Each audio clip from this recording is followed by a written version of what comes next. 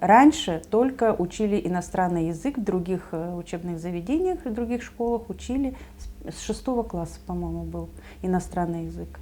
А это была единственная школа с углубленным изучением английского языка со 2 класса. И вы знаете, здесь так учили английский язык хорошо, что почему очень многие, ну, практически все выпускники нашей школы поступали в высшее учебное заведение. Потому что можно было считать, что иностранный язык – это 5.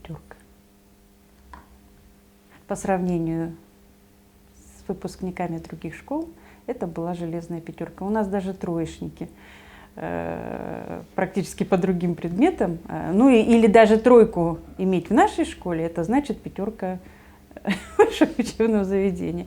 Ну, что вы хотите? У нас мы газеты читали на английском языке на уроках, у нас были специальные уроки, Moscow News, как сейчас помню.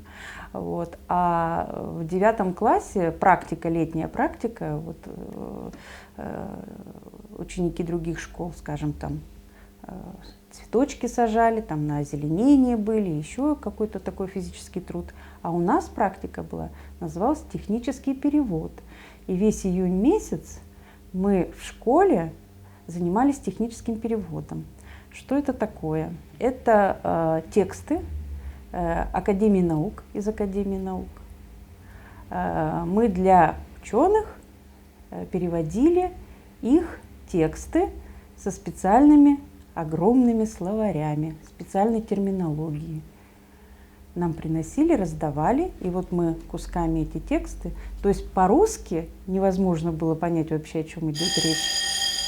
А тут нам надо было еще вот перевод этот сделать. Было достаточно сложно, но интересно. И, в общем, мы свободно при выпуске из школы, мы достаточно свободно разговаривали на английском языке.